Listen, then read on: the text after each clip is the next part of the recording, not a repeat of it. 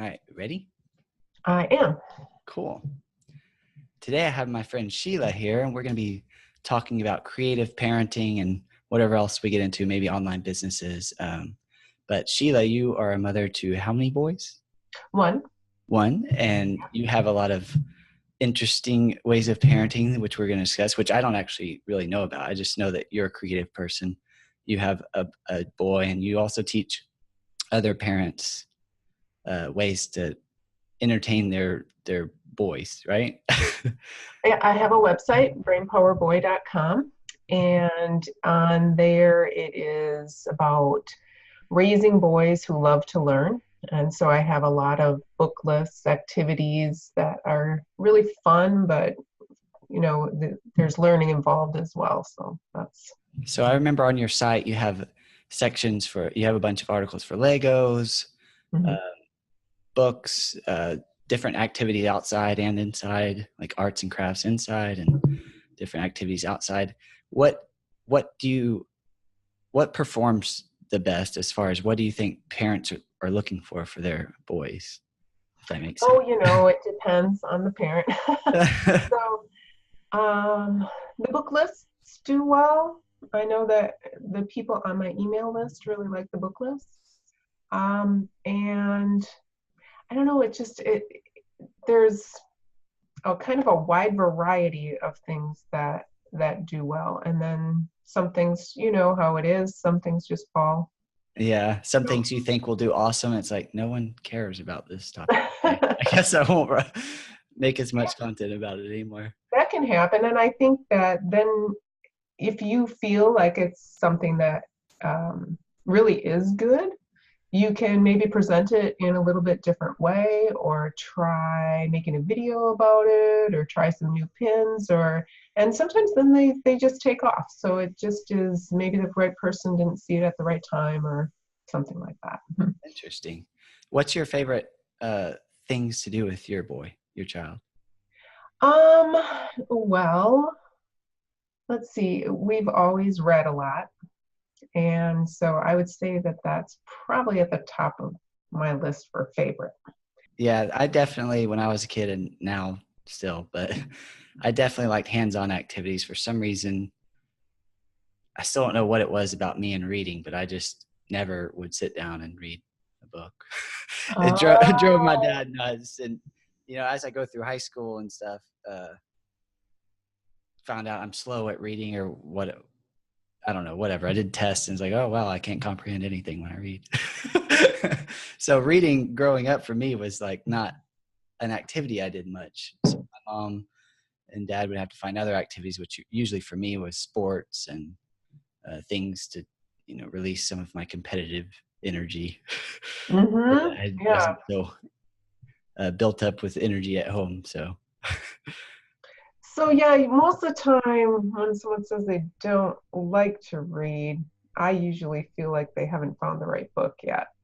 But you know, I have a brother that it's not his favorite thing either. That's not the way he learns best. uh-huh. So I mean, when we're talking about learning, there's so many different ways to do it. That if reading isn't it, there's a lot of other options. But I love books. The So non-reading thing is like, oh. yeah, I get it. Like when I tell people that, they're like, wait, you don't read? Like I would have thought you loved reading. So Mm-hmm. introverted and, creative and all that. I actually kind of like to write, which is odd. Like I would get good writing grades in school and did really well in all of the writing tests. But reading is like, I'll read a page, particularly when I'm reading when I'm reading fiction. I'll read a page and immediately, or even read a paragraph and immediately not know what that paragraph is about.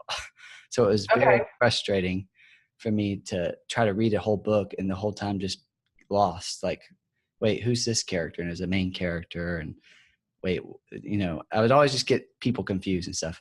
However, as I got older, I've read I'm 31 now. So since I graduated college and 9 years ago or whenever it was, I've probably read 6 to 8 books That's it. From, that's averaging a book a year for those listening, if that.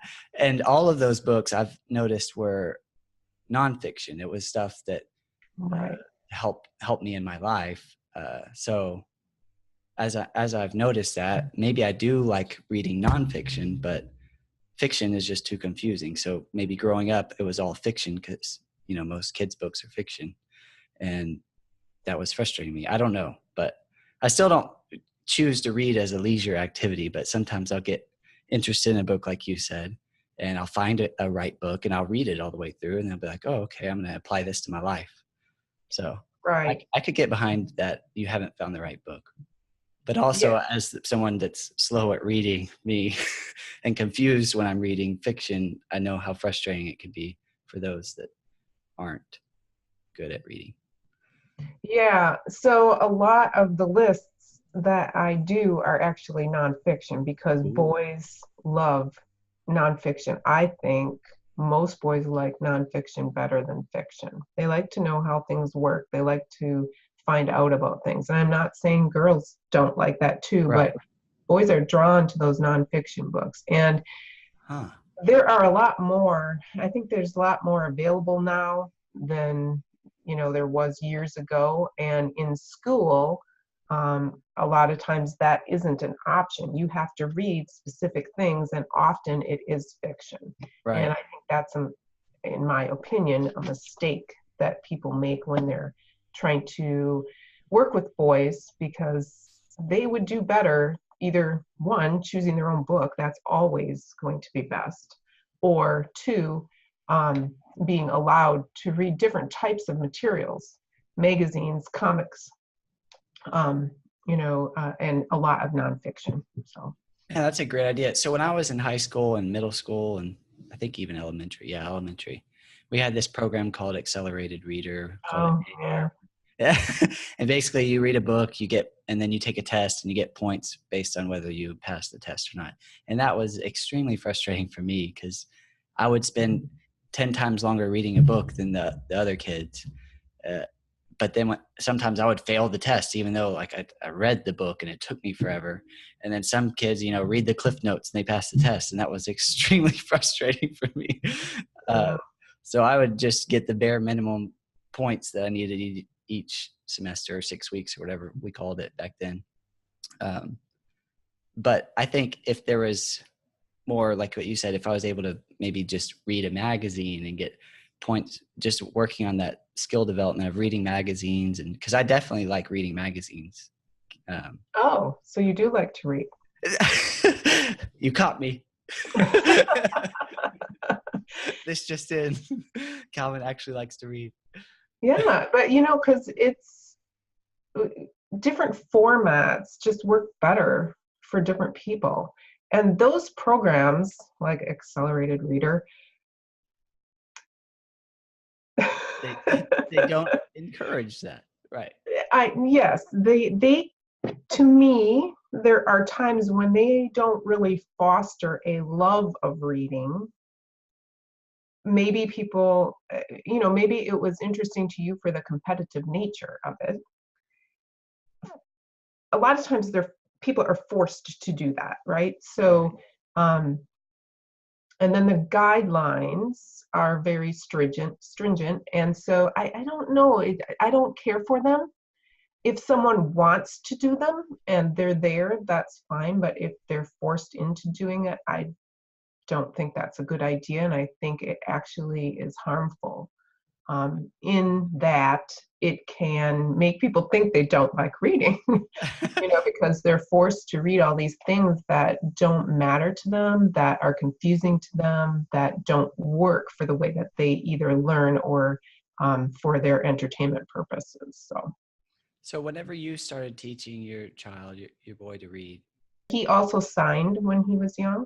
Oh, that's cool. Right. So he was always able to communicate a lot.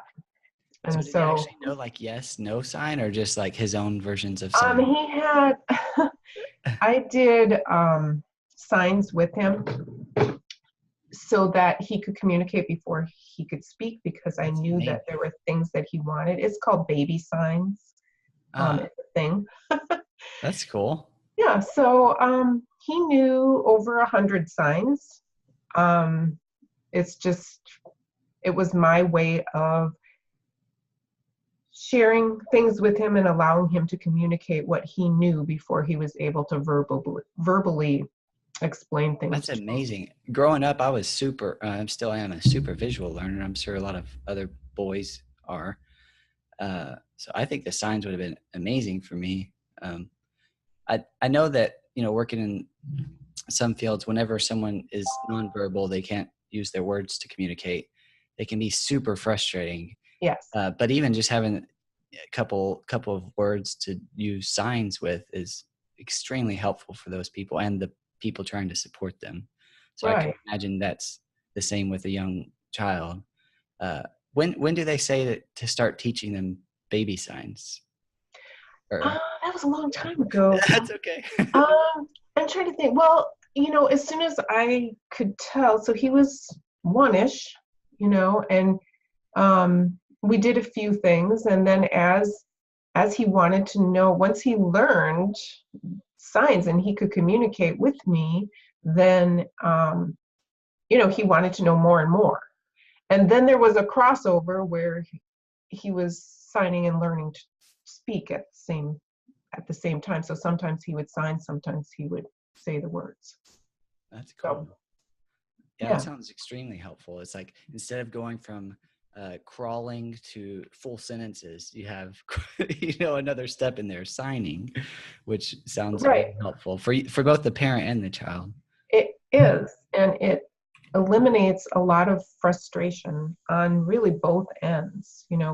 When a child is crying and upset because you don't understand what they want, or they have to, get angry or upset because the person can't understand them, and it's such a simple thing that they are requesting.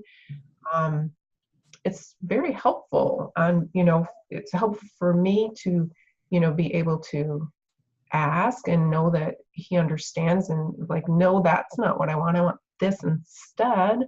Then it just makes things a lot smoother. That's cool. What were baby signs for yes and no? Do you remember at least just those two? They're not official signs. So I think yes is this, Yes is holding your hand in a fist and and waving it, and I no, don't, yeah, I'm shaking trying your to finger. remember. It's so long ago. I That's mean, I okay. remember some. This is giraffe, Giraffe is hand like a over long neck, neck, and yeah, that makes sense. and thank you. Oh, yeah, that's the regular sign in ASL, hand to Yeah, chin and then out. That's good. you're welcome. So some of them are the same, and some of them were, you know, Yeah. Well, that's I pretty think cool. I think maybe, just, maybe simpler. I And have a, I, oh, go ahead. Sorry. I didn't, um, n- we did make up a few, but mostly I went by, there is a book called Baby Signs, and I thought it was, I really love all things about learning. And so when my son was growing up and I could see the wheels turning, and oh, how can I help him, communicate better? Because I can see that he understands me, but I'm not always understanding him. So Yeah. what can I do? So then I went and tried to Yeah. find out, and I heard about baby signing, and I thought that is so cool. And so that's where that came That's from. Because interesting. Yeah. I have several friends, my age, people my age are starting to have kids, and uh, that's going to be something cool to tell them about. And I'm guessing it's not extremely hard to learn a handful of signs to teach your baby, and you'll learn as they're learning, which is right, cool too. You kind of get to do something together, even when they're really young. right. It was fun. It Good. wasn't like, oh, you have to learn these signs, and it was just fun, and it was a way, again, to be able to enhance our communication so that we could understand each other better. And it just helps. It's you see these kids and they're so frustrated because I they was the really same want way. to, or they're crying because they want something and they can't explain and the person isn't understanding. that just doesn't really need to happen, you know? So, I remember, here's an example from my life that, and who knows how extremely accurate this is, but I remember as a kid, say third grade, I mean, I could talk for sure. Second grade, first grade, I don't know how old I was, 6, 7, 8, maybe his daycare. Anyway, I could talk, but in the mornings I was super grouchy. I didn't want to get up, you know, typical kid stuff. And I hadn't really learned at that point that it was rude to, you know, hold the bowl of cereal at someone to like more. Like this was probably not as in second grade, but when I wanted something, like I was still trying to use signs before I knew that was extremely rude to do. And so having signs probably would have been helpful for me and the parent or whoever it was taking care of me during that time, versus both of us just getting frustrated that I wasn't talking and that they were waiting for me to talk or something. I don't know if that makes sense, right. but I think signs would have been fun for me and helpful. Yeah, for sure. I don't know that it's rude to hold out a bowl when you're little. It might Yeah. be rude later. Yeah. You know, once I figure out that it's rude, it's probably rude. But yeah, before that, it's me trying to communicate that. Right. You're right. Yeah. Now I feel less bad about that, you know, 25 I, years later. I just have a different, I, I guess I have a different way of looking at some of those things because I, if something is rude, it's that someone's purposely doing something It's the to intention. upset another person in a rude manner. Um, I guess you can do it as an accident as well, but I'm just saying, you know, it's something forceful to me. Whereas a child holding out a bowl of cereal because they can't say that they want more, to me, that's like asking for help. That makes sense. And my parents were amazing, just to get that out there. But, you know, What? I said my parents were amazing, just to get that out there. I wasn't. Oh, I'm sure. I um, didn't mean it oh, that I way. know you didn't. I was just telling the audience. I know you didn't take it like that. Um, oh, I had something. So along with that, I teach tennis and pickleball now and have for the last couple months.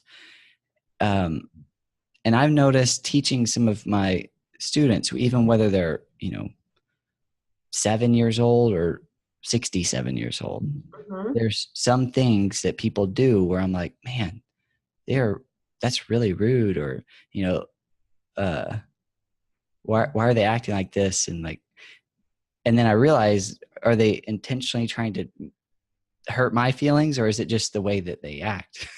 And as I've taught more and, you know, really focused on that, I've noticed that most of the time it's just maybe they're anxious about their first lesson, or there's something going on with them. It's not them trying to be rude to me. You know, I have some students that when we're practicing serves or whatever, they'll just hand out their hand and expect another ball, versus them grabbing it, or, you know, whatever.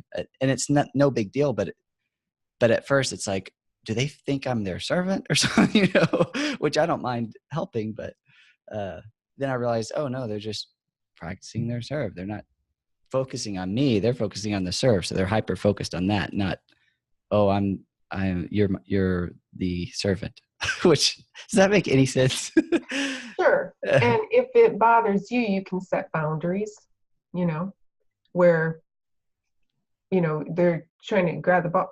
You get your ball, and, you know.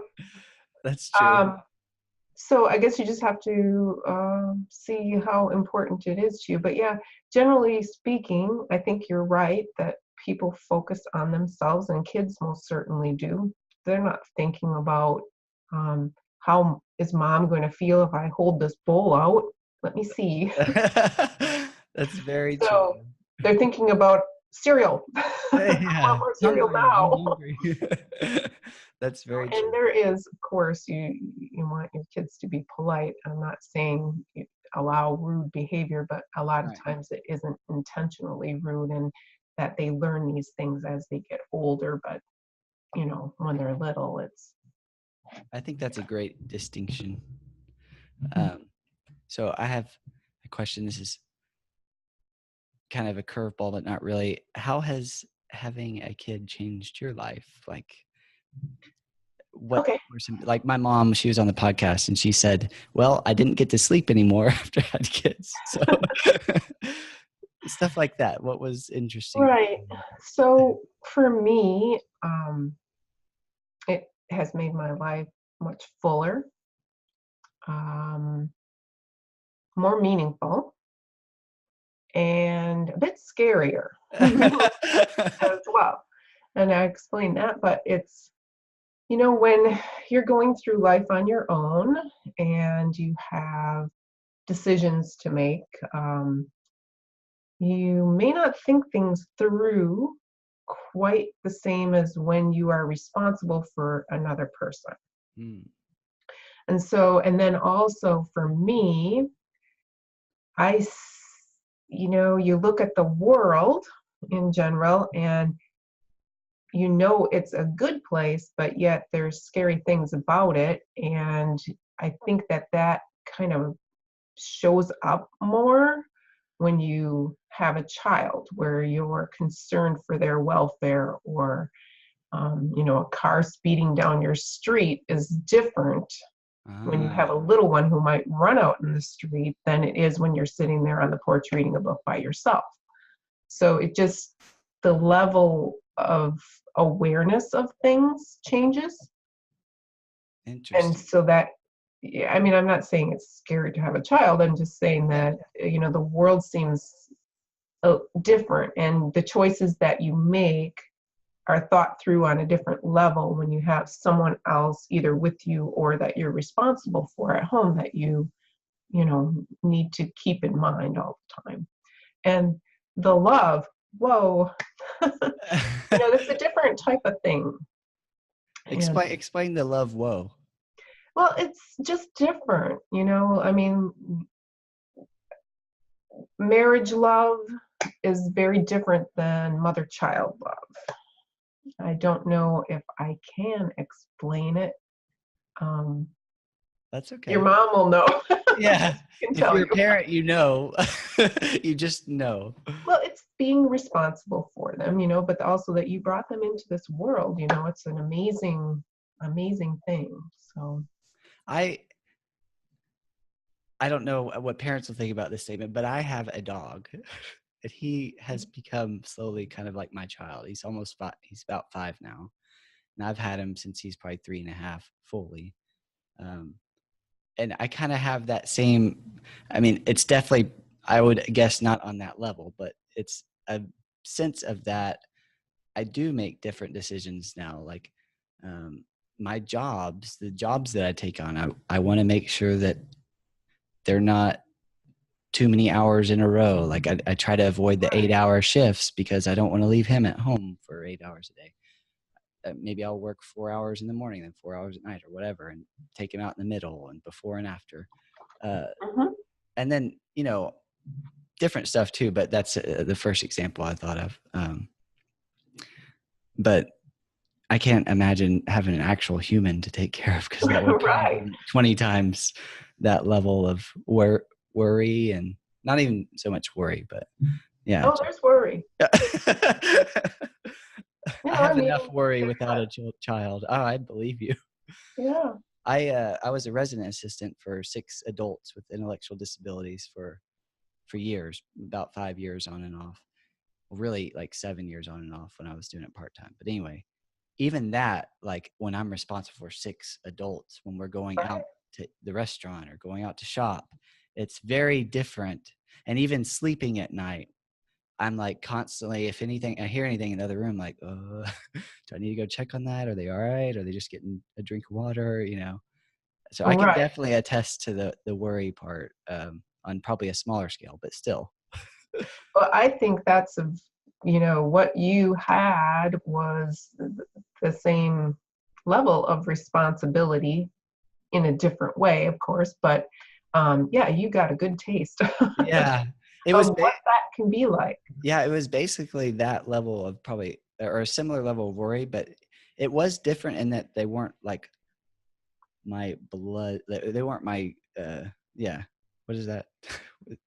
inner. I'm not sure that matters all that much. I mean, you had a level Definitely had of a connection. responsibility for them, and you cared deeply about them. So I think, to me, that's a very good taste of the feeling that it's like, to take care of another human and be responsible for their well-being.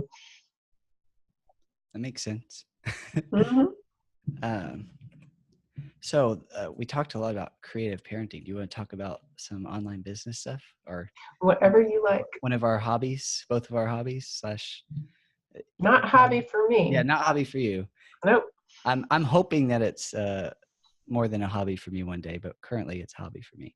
So what? It's not a hobby for you. It's your full-time gig, or it's your Well, I don't job, or treat it like a hobby, right. I and see. I want, it's my business. I run multiple businesses, and so, um, You run multiple businesses, or you have run multiple businesses? no, I do. So what are they? You said Brain Power Boy, where you teach parents how creative parenting and just Well, yeah, it's more, helping them raise boys who really love learning and look at it in a different way. There's homeschool stuff on there. There's, learning activities, that type of thing. So I have that website, and then I do a little bit on Amazon Create Space, which is now KDP.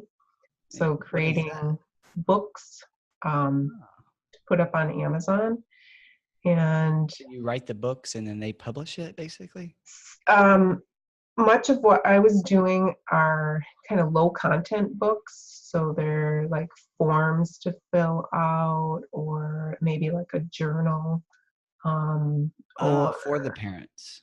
a notebook, For the um, parents. with a special Or, cover. Not necessarily for parents. No, it was sort of a side, oh, okay. So what separate. were some forms that you do? Is this like for people's everyday living to improve that, or like Um, explain what one maybe a form would be? so people do a lot of different things on there. If you look, they do everything from writing ebooks to maybe having a planner, or a calendar type of a book, um, to composition books with uh, covers that are like specialty covers. So you mostly design it, and then someone can buy it off Amazon, and they print it and ship that. Correct. Mhm. Ah, so it's kind of. Do you know what Shutterfly is? Is that the word? It's a company that you can put your pictures on calendars or Right, and stuff. Is that probably the same idea, except that you make it and then you want other people to come buy it? right. Okay, so that's interesting. So you could make like a Sheila's Life 2018 calendar, and then people could come and buy that if they're I interested in guess, but I don't know if they would want that. it. I would be interested. Like, for example, let's say that you want to add a product to your gaming site, Uh-huh. and you thought of, I don't know a lot about gaming. No, that's okay. So let's Well, say that, okay. In gaming, there's a sheet that I can think of, and it's called like a 20 by 20. And what that is people make up. They'd say, I want to play these 20 games 20 times each for the year. yes. So a So log, yeah, a log. absolutely. You could make that and put it up on Amazon, and then you could sell it through your website. And so you would create that, um, upload it to Amazon. Amazon puts it up, just like a listing, like you would look for a regular book. And then once that is ordered, they print on demand. Okay. And so then they print and ship it to the customer. You can That's also amazing. order copies and sell them like at a gaming convention or something like that. And the That's copies to awesome. order are actually not very expensive. So you get them, and What's then the you minimum order for a bulk order?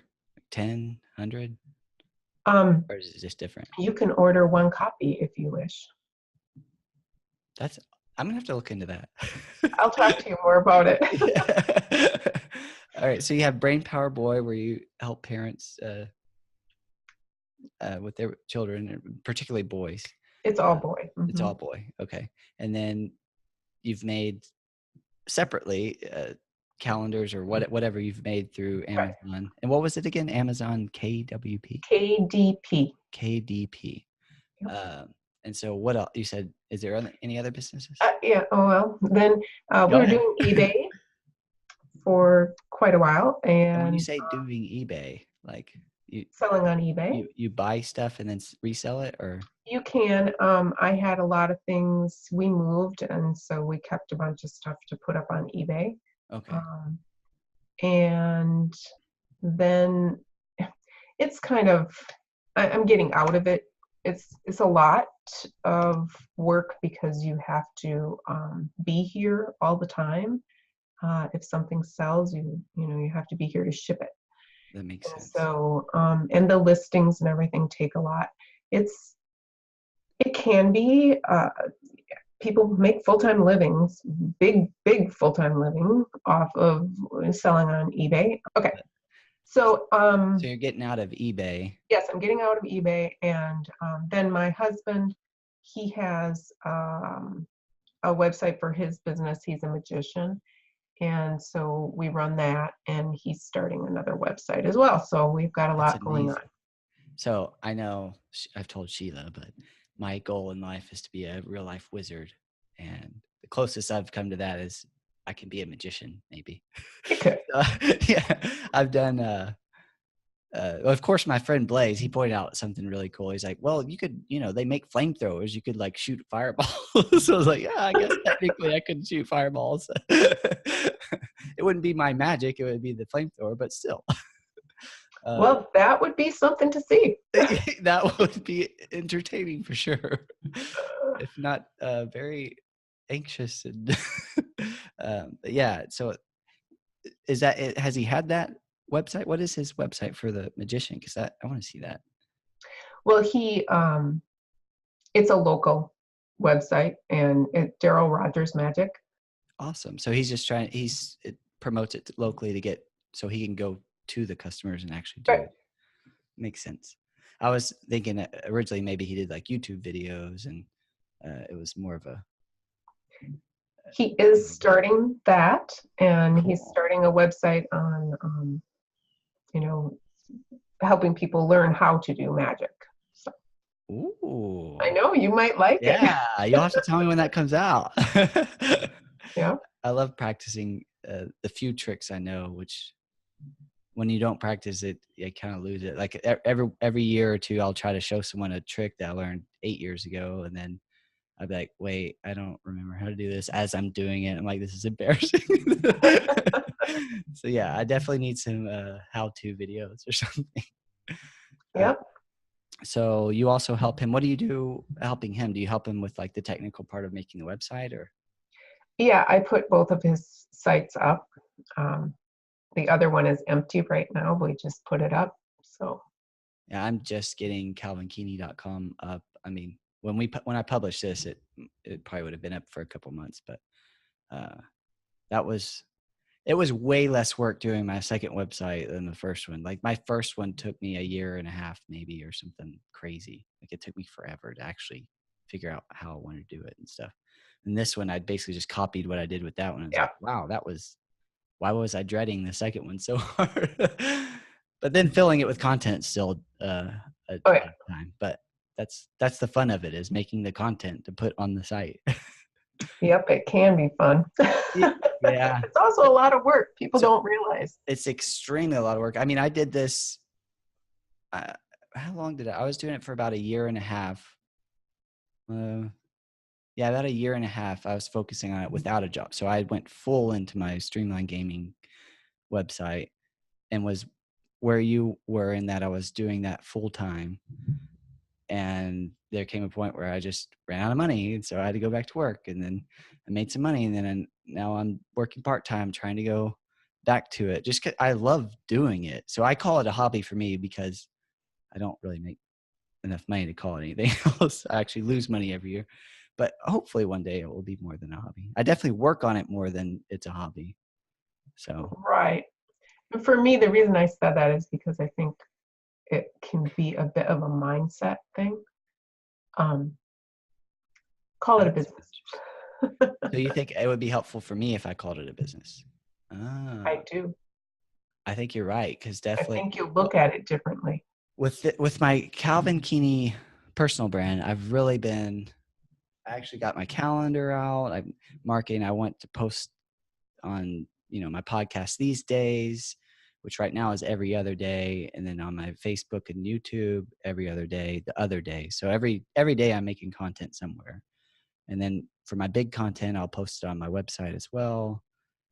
And there's a lot going on, but it's also content that is extremely fun for me to make. And like me and you talking here is me getting to talk to a friend, and I get to share that Mm-hmm. with someone. So Yeah. that kind of content's really cool to me. The gaming content's fun as well.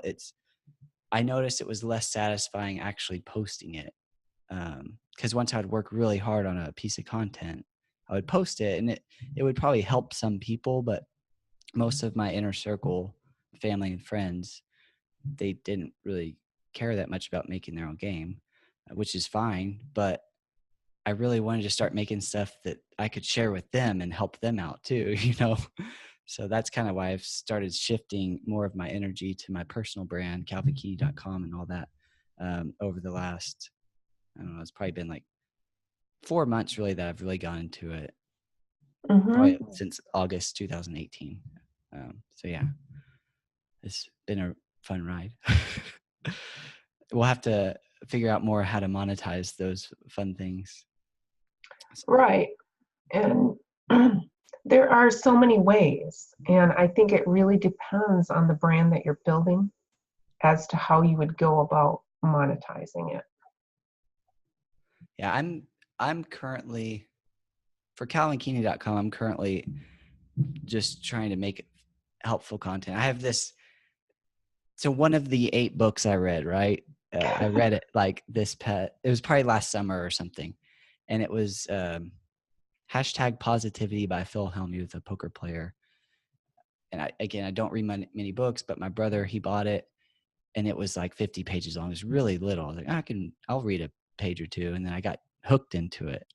I found the book that I liked, and it was, yeah. And so I was reading it. I read it all in like 2 days, which is, again, for 50 pages, someone could probably read that in 20 minutes or, an hour or whatever. But for me, it took a while. But I read it. And then the whole book was basically about finding your life goal or something to shoot for it. Even if you don't attain it, you have something to shoot for. Mm-hmm. And then after you have that life goal, which for me, I took a day or two to figure out what my life goal was. And I settled on to help 100,000 or more people in a positive and significant way. At first I was like, I want to help a lot of people, but the book and Phil Hellmuth suggested to put a number to it, so you kind of have something to shoot for. So I put 100,000 more. I was like, sure, that sounds very difficult.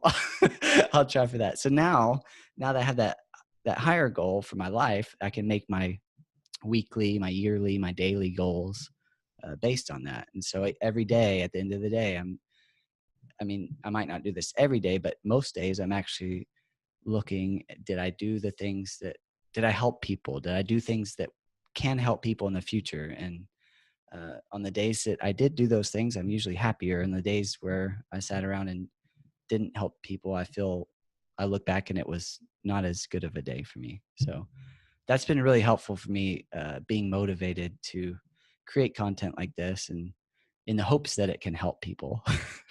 Yeah, that's really neat. I love it. Well, I love the thanks. 100,000. I love the number. That's a significant number. It's very significant. And that's not something that you can do by not creating online content. Like, the only way that's really attainable, if the internet wasn't here, maybe my number would be like 1,000 or 800. I don't know. 800. Yeah. Random. 804 or more. But with the internet, I was like, well, maybe it's definitely possible to help 100,000 or more people. It's still a very hard goal, but I like challenges. So I was like, 100,000, let's try it. And, Yeah. so making a podcast was like, that definitely would help me reach more people. So let's make a podcast. And then having a website and having a YouTube channel, having a Facebook page and putting all my content there, that will likely help me to help other people. So Right. again, it's like, it's a lot of work that I probably wouldn't suggest to people unless you have some really high goal like that, or, wanting to make money on your own, which, as you know, is way harder than it sounds. Yeah, it can be, it kind of depends. I see people just doing it and they do awesome, and I see people struggling. So I see. it does depend, and I'll tell you one thing that I have learned is that helping people, not only do you get, I think you get rewards for doing that, emotionally, it feels good to help people. And it's good for society, to be a helpful person and help people get what they want and what they need. And I think when you do that, um, you get something back, even if Oh, it's just a 100%. good I agree feeling, with that. So hopefully it's also money. yeah, it's Because if you're putting out, like, the amount of, I have 428 posts on my site. wow, it's And impressive. so that's a lot of How work, long have you been working on it? since June of 2013. So that it's a lot of work, and it's a lot of my time and my effort that I have put in. And so, even, providing free content essentially. So, When did you start seeing decent returns on that, on your time? well, the amount of time you put in, I guess, what is a decent return, Well, right? when did you, so like for me, I've been working on Streamline Gaming for almost 3.5 years. I published it about two years ago, 2 years and a couple months. And just within the last maybe couple months, I'm seeing that it might actually make more money than I spend this year, which, I've spent tens of thousands of dollars getting it up and going. Wow. Well, a lot of that was, me hiring someone and helping me. Oh, Yeah. So I was having a hard time doing it by myself. But anyway, I spent a lot of money on it, making the content. A lot of it actually was also ads. I've been learning ads, and which is fun for me. That's another hobby for me is marketing and ads, and like the analytical part of my brain just loves it for some reason. But now that I don't have a full-time job that I'm also doing, I've stopped the ads. So I'm like, oh, well, maybe it will definitely make more money than I'm spending this year, which is kind of nice. 'Cause even if sure. I didn't make a lot of more content for it. So for me, that's kind of like going from I'm losing money every year, thousands of dollars every year, to I might actually make a little more than I spend on it this year. And that's like kind of the tipping point, like, oh, maybe it will be worth all of the hard work. It might still not be, but um, so Well, for I you, hope it is. me too. The point, right? So, you did things differently than I did, because you hired out and you spent money on ads, and I did not do either one of those things. So my expenses were probably lower, so I Oh, could much lower. make a profit sooner because of that. So when did you feel that it was worth it? Or are you still waiting? Financially, or see, for me, Hmm. I mean, I knew that it was worth it the first time that I got an email from a reader that told me that I really, really helped them.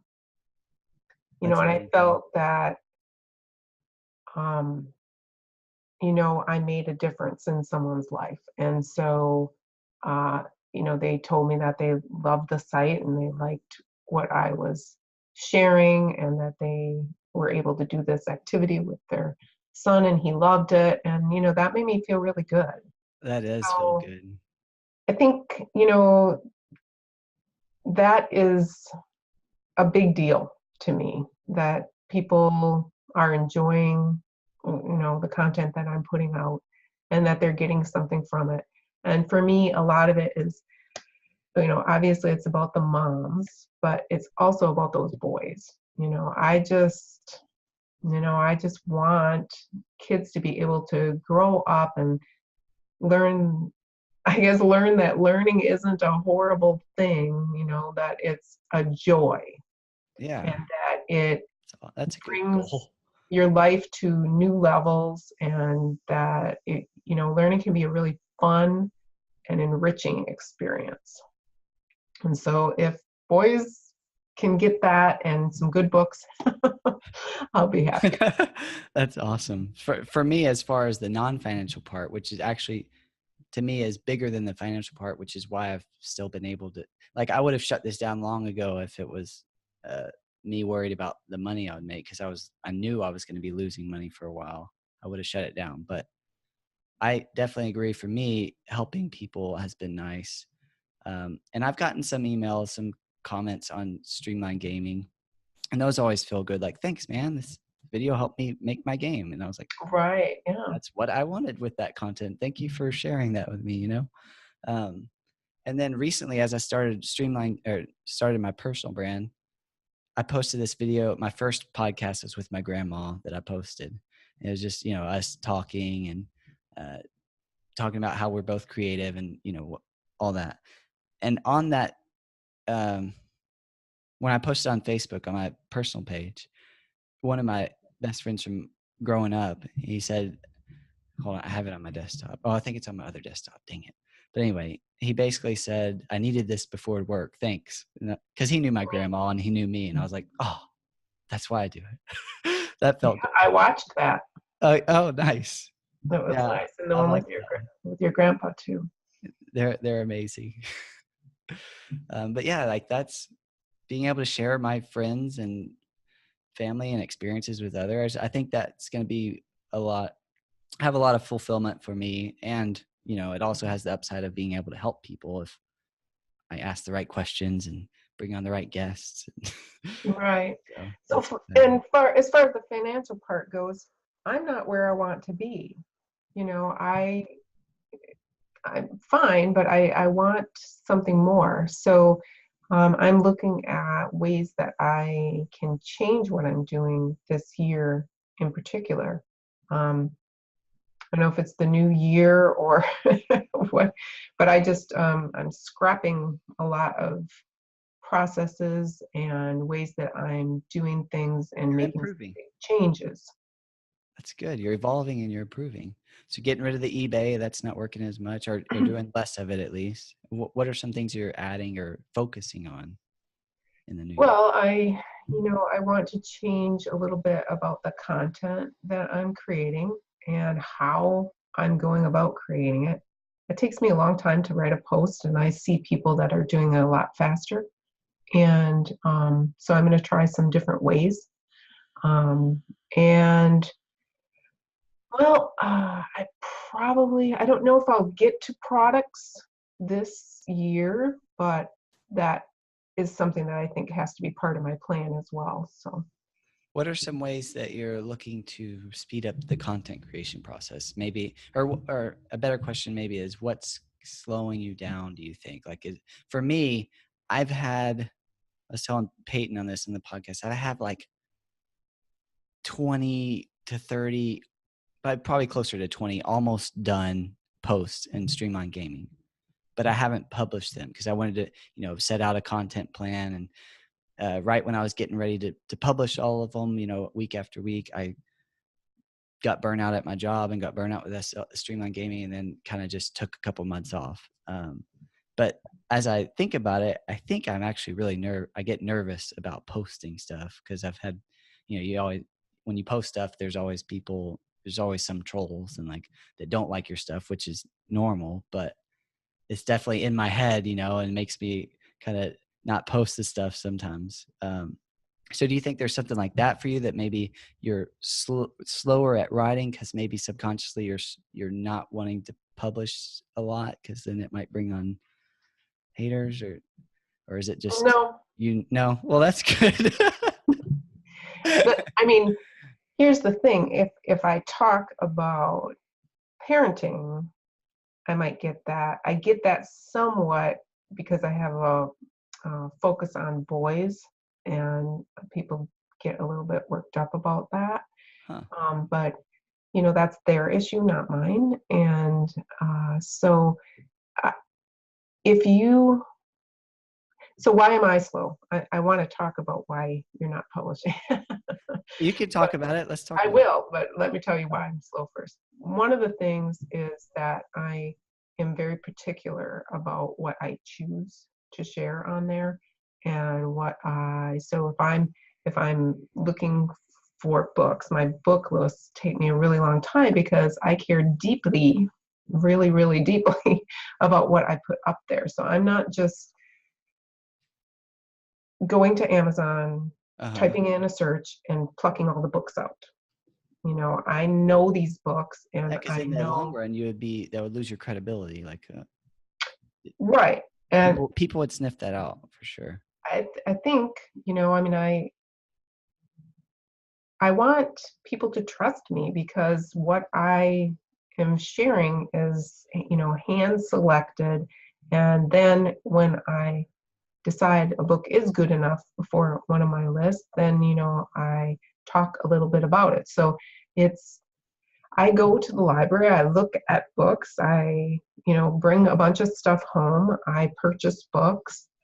It's a process. It isn't, I'm not just making up lists that, I want the ones that are going to be the best for boys, and not every book is going to meet that criteria.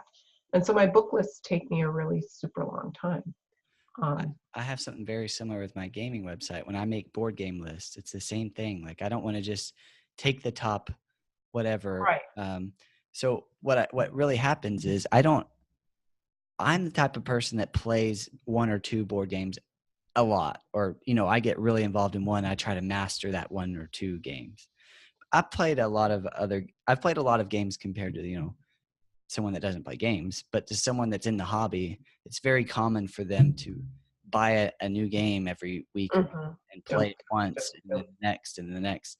And so you have some of these people, some of the readers, and especially a lot of the people that haven't been a fan of some of the lists come in and they get mad at me for having 6 out of the 10 of my games I haven't played, but I'll put that on there. Like I haven't played these, but these are what other people that like these games suggest. So I do the research. I still do the research. I still try to provide a list of games that other people like of that genre. And then I also talk about the games that I like from that genre. So to me, that's the best way and only way to really do it if I haven't played thousands of games. But I get, Right. some of the people that reading that, I guess that's all they do is play a bunch of different games. And so they know all these games. And so they're like, why didn't this make the list? Why didn't this make the list? Why didn't this? I'm like, well, because I didn't want my list to have 800 games in it. And I wanted to talk about the games that I've played. But anyway. So your audience is different than mine. Very. So, but to go back to why you are not publishing. I'm ready. So if it's a little bit, so it sounds like it's a little bit of a fear of what's going to happen, because somebody probably is going to come and troll you. So one thing I would do is when you get someone saying something like, if they say something negative about one of your lists, I think you can use this. I don't know if it will be helpful to you. This has been really helpful to me in my life, but generally it goes like this. You look at what was said and say, is it true? Okay. So if they say, why didn't you include this game? Well, I mean, that's not really trolling. I get, if they say your list is stupid, let's go with that. Yeah, and Is see, it the true? trolls are more on that side of like What? the trolls that I'd say are probably more on the this guy doesn't know what he's talking about Okay. kind of. So Okay, perfect. because I That's what I don't thought. have XYZ. Yeah. Right. That's what I thought. Okay, so then let me ask you, is that true? So I would say 8 or probably 9 out of 10 times it's not true. Right. And then 1 out of 10, sometimes people do bring up a good point. I'm like, that was really mean the way they said it, but they're probably right after reevaluating it, and then I go back and I fix it Okay. after researching it. So yeah, go ahead. So then 9 times, right? It's not true. So if it isn't true, then it doesn't matter at all because it's not true. Okay. And then the one time that it is true, then you do exactly what you said, is you acknowledge you're right, even if they said it in a crappy way. But you're right. I was wrong about that. I'm going to fix it. And you don't have to do that with them necessarily, but just in your mind, okay, that's right. That was true. What I said was wrong, or what I said didn't make sense, or the game I picked wasn't a good choice, whatever. Uh-huh. Just generally in life, I'm thinking more than. Okay, so then you take that one item out of 10 and you say, oh, I can fix that, right? Right. And so, or if it wasn't true and all the games you picked were great, then you say, well, that's an opinion-based thing. So my opinion is different than theirs, but my opinion is still valid and my opinion is important, right? So, Were you a therapist at one point? no, You're amazing. but I'm just saying that a lot of times we let people get in our head. My husband always says, don't let people rent space in your head, Oh, that's a right? good saying. So you let these little comments stop you from helping other people They're keeping me from my goal. You're exactly right. and from meeting your goals, right? But you can't help people with your content if it's sitting in your drafts, right? So I've definitely thought of that, and that's really you're exactly right. That's usually what gets them out of my drafts after a while. right. So But yeah, just trying to do that quicker, it would be more helpful. Getting over, and I've gotten way better at dealing with it. yeah, But it's still definitely, I notice it in my subconscious. Like yeah, sometimes I'm slower, and I'm like, is this because I don't know how to finish the post? Because I don't, or is it because I don't think the post is good, or is it really because I'm scared to actually put it up. yeah. And usually it's because I'm scared to put it out. But you know what, Calvin? Knowing that is a huge thing because a lot of people never even get to knowing it. Right. If we know the things that stop us, then that our brain tries to protect us. Okay. And so our brain is going to go, ooh, not sure you should do that. Look what happened last time, you know? And so what we need to do is go, yeah, that's right. That happened last time, but that wasn't even true. And so the thing that they said wasn't true. So I'm safe. I can go ahead.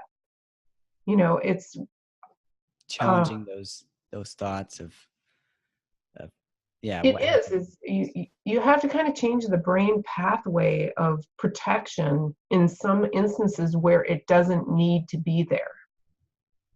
You Right. know, there's times when yes, that's important to have, but there's times when it can mess us up. And I know that sounds kind of woo woo, but it isn't. Uh-huh. It's actually brain Oh, science. I believe it. Mhm. I believe in what you're saying. For me, I do know that I've gotten way better at it as I've done my Calvin Keeney stuff. Like when I started Streamline Gaming, it was my first website. It was the first time I was trying to put content out, which was completely scary for me. It's It a took huge learning curve, and it is. You're putting yourself months to out make there, one video. Yeah, and that was scary for me.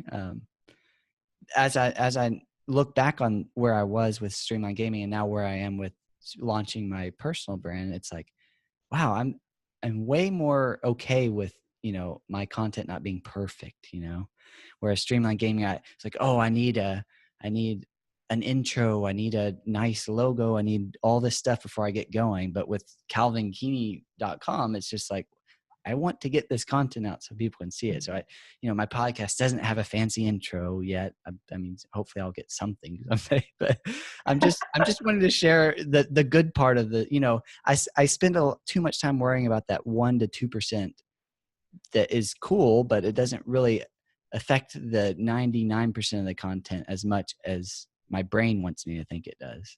So in the past, that would have meant me not publishing any of these talks that I'm doing. Whereas now it's like, okay, I don't have the intro. I don't have whatever. I want to someday. I'll work up towards that. But for now, I want to just practice making the content and get better at doing, get better at publishing and distributing and being okay with myself. Smart. All right. Well, do you have anything else you want to talk about for the online business? I mean, I could go for a long time, but I know you have a lot. I know we probably, that's a huge conversation, right? I mean, there's so much involved in running online businesses and the type of things that you do and how to monetize. And I mean, I have more questions, but I know you probably have like 2 posts that you need to get out today. So no, I'm not writing 2 posts today. I'm working on a book post. Oh, a book post. Nice. So you're researching, or have you already researched? When I was doing the last one, I did pull some ideas for this one, but it will take a while. So you can ask me anything. I'm good. Cool. Good. Just let me know whenever you need to go, because I have fun questions. This is, again, my hobby or business. So wait, what is it? Oh, it's my business. It's my business. That's right. That's right. Okay, good. This is my business, so I have plenty of time if you have plenty of time. All right. So if someone just starting out making their own business, their online business, or maybe they have a business and they're just now wanting to start getting a presence online, where would you suggest starting to promote their business? And promoting doesn't necessarily mean paid ads, but just, having a Facebook page, having Pinterest, a website, all the stuff. Where would you start now? It depends on the type of business. All right, that's a good point. So if it were you, let's go with you. Okay, we'll go with me first. Because I'm just starting. Let's do 2 examples. Me trying to put out content for my personal brand online, and I'm just starting, so this is perfect. So where would you? We'll say where you would start, and we'll say where I started. Oh, go ahead. You go first. Okay, so I think the main thing to consider is where are the people who are going to be interested in what you are sharing. Excuse me. So when you said you want to help 100,000 people, I would narrow that even a little bit more. Who are the people? For me, that's a good point. I wanted to cover this earlier and I forgot. So after coming up with 100,000 or more people, I decided, okay, well, I want how am I best to help people? What are the things that I know about to help people? And after thinking about that for, I don't know, 4 months or 5 months, I came up with, well, I am creative, I am caring, and I'm competitive, along with other things. But those 3, as I look back on my 31 years of life, those are the things that motivate me. Those are the things that I end up doing, whether money's involved or not. Those are just the things I love doing. So I love your smirk, because that was a great question to lead me into that. Oh no, I wasn't leading, but well, it worked. But for me, yeah. So other people that are creative, caring, and competitive, which usually most people have some sort of that in them. And so most of my content can at least help. So I don't know, creative, caring, and competitive people, one of those things. And, there's always some overlap. Maybe some people are two of those three, or, uh, so, but for me, starting out, my family, my friends, the people that I've been around, that's my main audience for right now. So are the people men or women? Are they older, middle-aged, young, children? Just something to consider as you go forward. I will say this. I'm making this piece of content. So we scheduled our talk, and we thought of different things we could talk about related to creative, caring, and competitive. We decided on creative parenting, and we decided on creating businesses online. Those are two separate things, but there could be overlap. And sure. So whenever I was thinking about questions for you and how this would go, I definitely had people in mind from my real life. Like one of my friends that has a 3-year-old. What kind of questions do I think he would want to know about raising his child? And he's new to parenting. And then my best friend, he has a 1-year-old, and what does he want to know as a completely new parent? And how, I don't know anything about parenting, but here I am with a kid, as pretty much every parent probably is, because there's no training for it, really. Yeah. So I have people in mind for each different piece of content, and naturally there will be other people wanting those same questions and help. So So that I think probably wasn't the best answer for you. My audience is probably a little more broad than what people would recommend, but probably, but that doesn't mean that that's a bad thing, because as you go along, I think you'll find out who a lot of them are, and then you can gear the content more toward that if you choose. Because you're talking about monetization, right? And eventually. Yeah, So eventually. I mean, it would be nice. So for me, definitely helping the 100,000 people. But I think I can help more people if I can monetize it in a way that I'm not having to do a bunch of other side jobs that take away from that. So yeah, the monetization is so that I can actually do more and help more, versus me being rich on making a podcast, which isn't entertaining to me. Right. So, okay, let's go back to promotion. I just asked those questions because I was wondering who the people were, so that I knew where great questions. Right. Okay. So, so where are your people then? They're on Facebook? So do you want me to just tell you what I ended up doing, and then you can kind of, I think they're everywhere. I think as an individual, when I'm just, my natural self goes to Facebook, sometimes Instagram, very rarely Twitter. So, and I've noticed that other people are very similar. Like they have one main social media that they like to go to. I use a lot of YouTube, again, visual learner. I like watching videos. But I know that my audience, since it's a bit broad, is probably pretty much everywhere. Some people might be a lot on YouTube. Some people, like my family, on Facebook every day, So for me, I make a piece of content and then I put it basically everywhere. That's the main 5 or 6. But when I was with Streamline Gaming, when I started that one, since it was my first one and that was a bit overwhelming to put it everywhere, what I did was since I used Facebook and I knew how to use Facebook, I was like, well, I'll just start with a Facebook page. So I started small and grew. But now that I kind of know a bit more about distribution, I'm like, well, people are everywhere from my audience, so I'm just going to put it everywhere. Yeah, you can do that. And then you can study that after a while and see if one of the areas is just, there's no point in putting it there anymore. Like for me, Twitter is kind of a waste of my time. I don't get enough traffic from there to make it worth my time, where I could take that time period that I would spend on Twitter and put it for me on Pinterest instead. That I would put all my time there, because the Twitter time doesn't end up being a return on investment for me. So yeah, it's harder for me to answer your thing, because you're Yeah. starting and you have a more broad way of Yeah. distributing right now. But I would just look at where your people are. If they're on Facebook, then I would focus on Facebook. And there's nothing wrong with putting it everywhere either. It's just time consuming. And then when Right. you're spending time doing that, you can't do something else.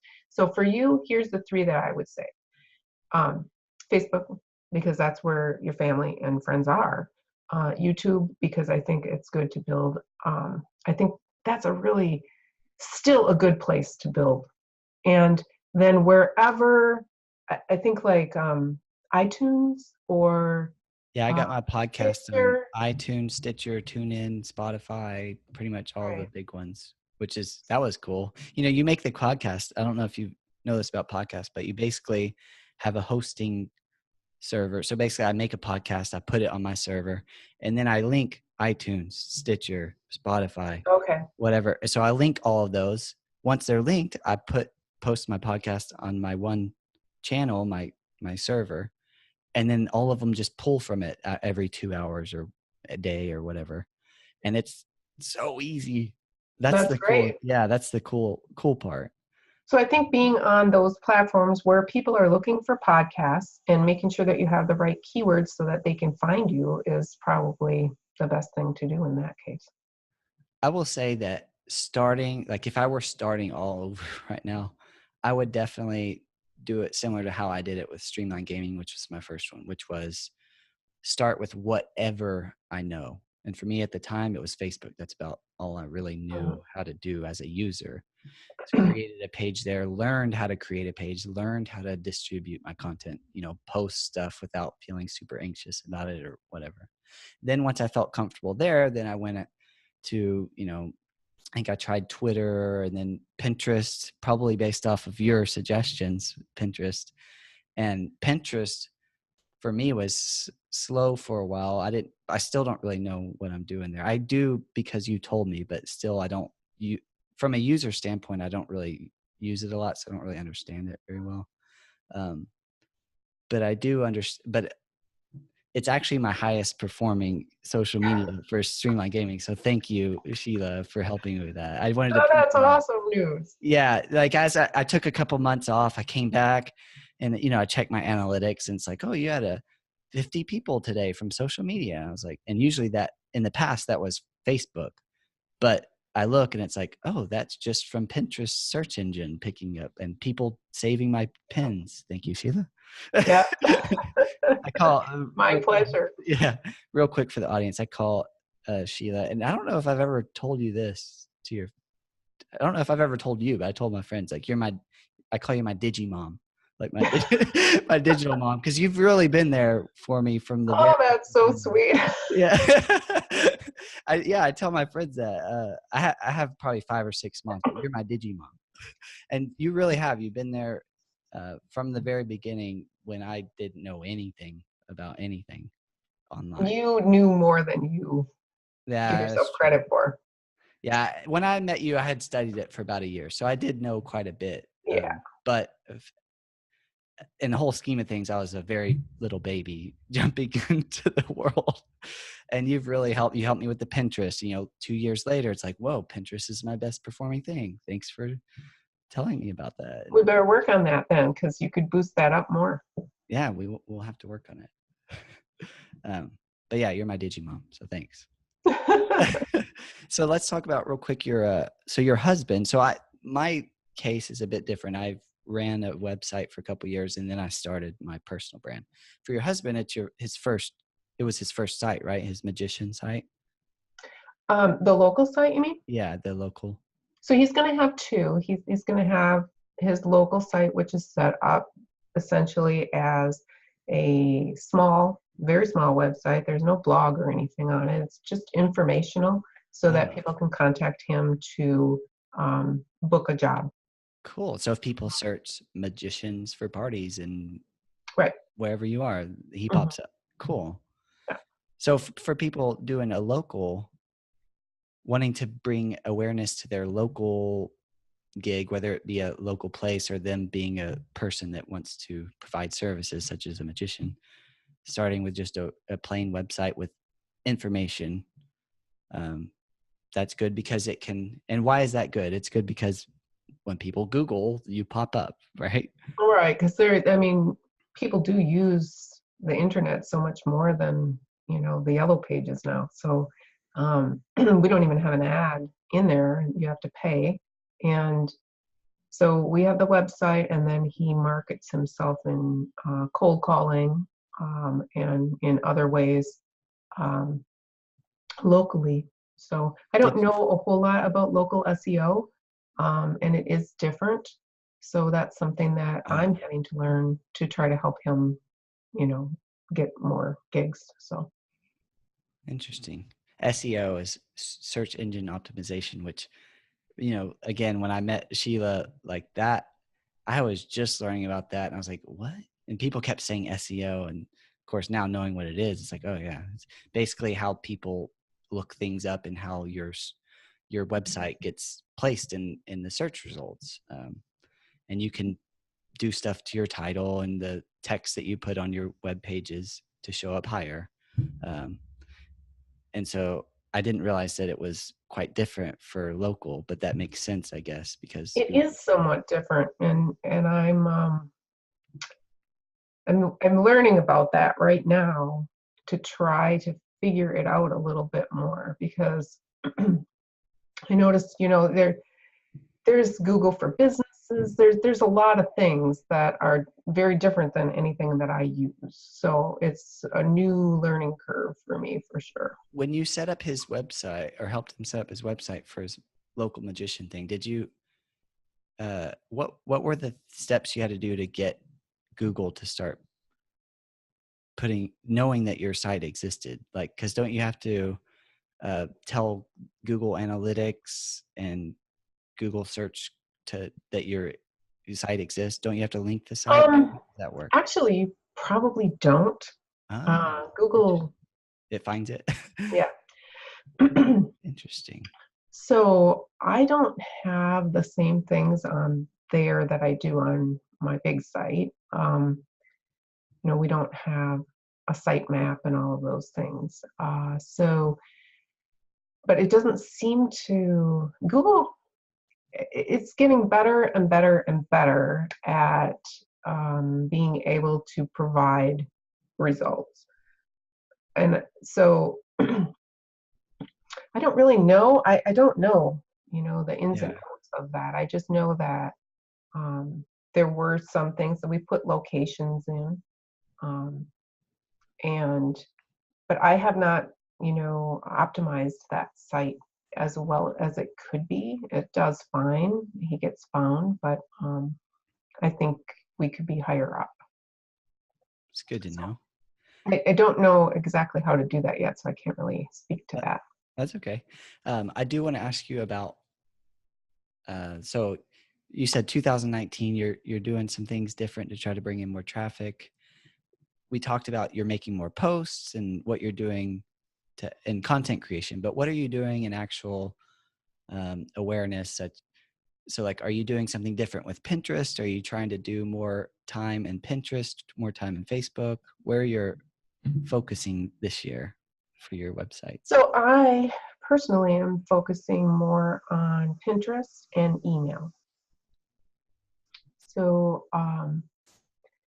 Pinterest, I am going to be doing it differently. I learned some things in November that I'm going to be applying, and I just want to make a few changes there, not a whole lot, and see both changes with my boards and with my pins, and see if I can drive more traffic by doing that. And it's sort of testing right now, so I don't have a very specific plan, but just more a general plan to test.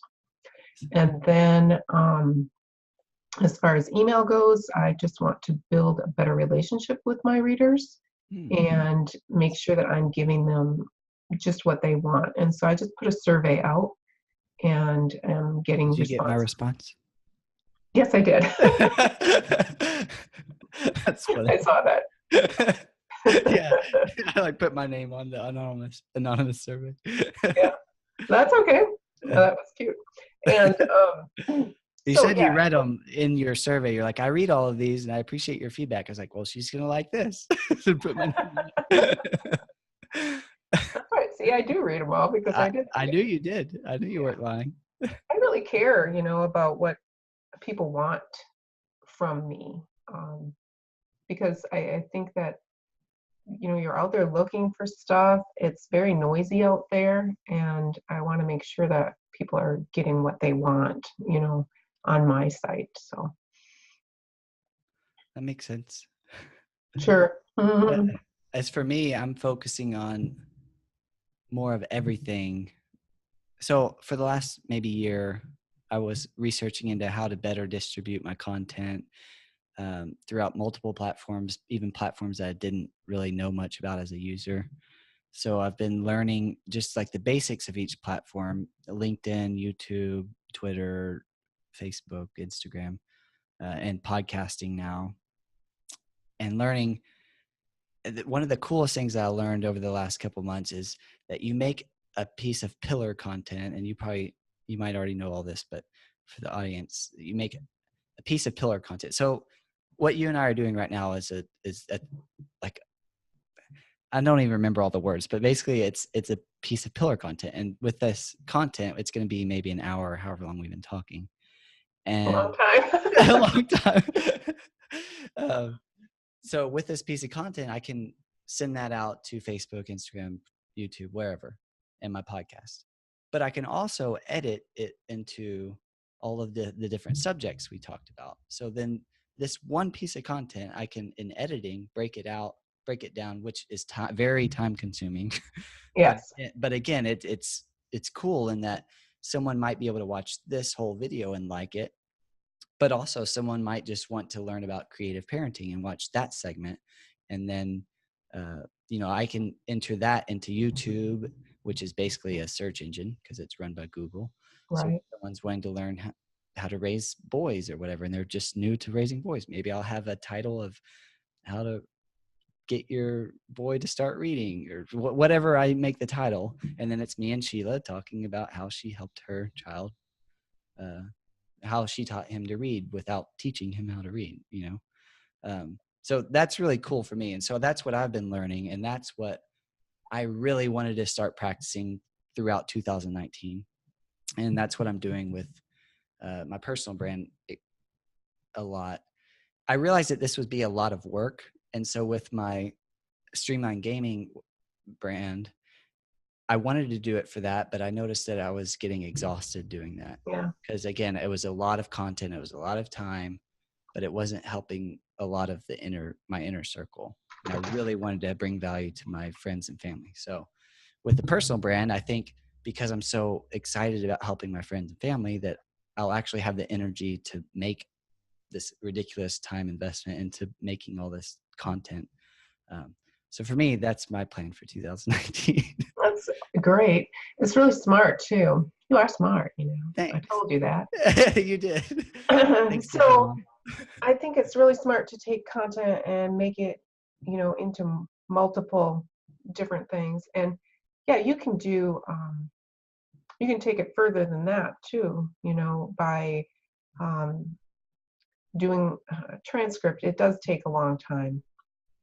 You can actually get those done, but it's kind of pricey. Yeah, I've looked at that. It's like what, $1 a minute or something. That would be a really expensive one for this one. $90. I don't even know how long we've been talking, but it's been fun. So anyway, but you can, just take the general talking points and put those below write up a little blurb, pop the video in, put the general talking points below and put that on your website and, keyword it properly, and you might get some traffic from that as well. And are you gonna, so with your website, are you gonna run ads or? I'm currently making less money each month I'm making less money than I'm spending, which I'm not spending a lot, but I have a part-time job. And so basically, no, I'm not doing ads. if I start making more money than I'm spending, I will do more ads. I didn't mean run ads and pay for them. I meant, are you going to have ads on your site? Oh, I see what you're saying. I don't plan on it. You don't plan on it. Okay. Yeah, I think for me personally, I think from a user standpoint, I want when people clicks on stuff on my site, I want them to go to more stuff on my site so they can see more. Right. But like with Stream on Gaming, I have the affiliate links for Amazon, which I think those, to me, they seem very helpful. Like I would want links to a game for people to read more about it anyway. So I might as well have the upside of making money on the link if I'm having the link anyway. But as far as ads, I don't plan on that currently. And my long-term goal doesn't have ads in it. My long-term goal is to have a nice audience that I can write a book and people will want to buy my book or whatever I'm doing. Like I'm coaching. Right. So if I make content about pickleball and tennis, then hopefully someone will want to come take lessons from me or whatever. So no, not currently. Mm-hmm. But I do plan on running ads. If I ever have extra money to spend, I plan on running ads to help boost my awareness and that stuff. But yeah. I know that's not like a financial sound decision where I am in my life, but that's what I like doing. So. Oh yeah, For you have to people make your own just choices. I don't run them, but I know that there are people who do, and they can be very lucrative. It definitely depends on what product you have, I would say. Because I've run a lot of ads that would probably be successful, based on the metrics, but I didn't really have any products to sell. So my conversions weren't really bringing me money. So awareness. Then. Yeah, I was really just building awareness and trying to get people that wanted the content that I was making to actually get to see it. Well, do you have anything you want to add? I think that's pretty much all of our questions. This was a very fun talk, by the way. Yeah, no, I don't have anything to add.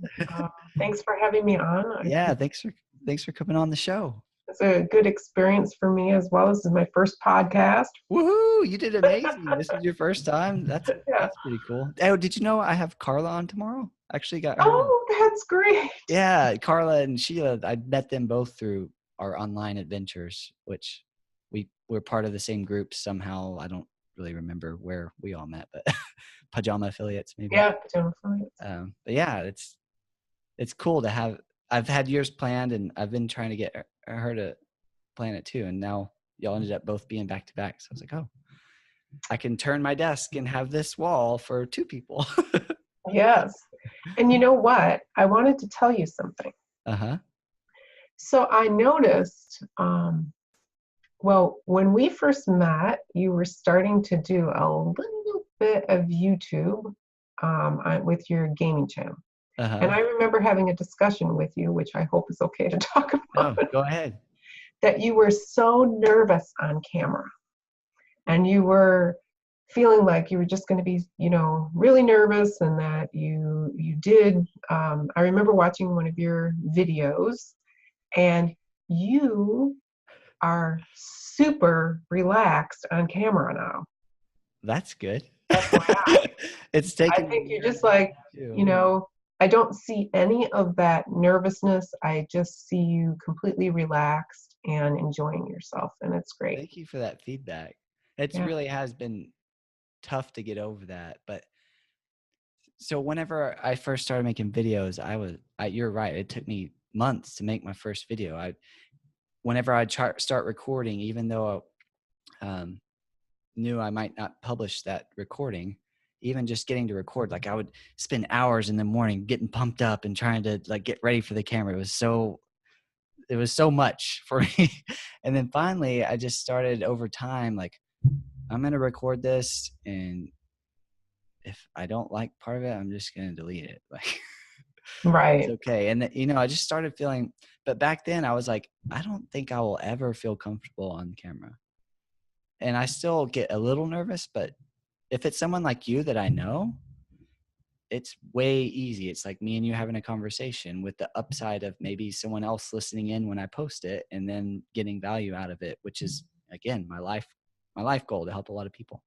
So thank you for that feedback. And it's good to know that 2 years of training has been paying off. Yeah. You know, I think it's great. I love what you're doing. I think that I can see that you really enjoy it, and I think that's going to make all the difference too. I think so too. Mm-hmm. I'm super happy to have you and my other friends and family being willing to just come on the show just to talk with no, benefit of. I keep telling people I have like 0 viewers because I haven't posted anything. Will you be on my podcast? So yeah, let's talk. Sure. So that means a whole lot to me. Thanks. You bet. It also takes the pressure off your guests. Yeah. I was like, oh, sure, yeah, I can do that. I can talk to you, just you. Yeah, sure. I can talk to you. Yeah, you can record it and have no one watch it, or maybe my mom will watch it. So, hi, Mom.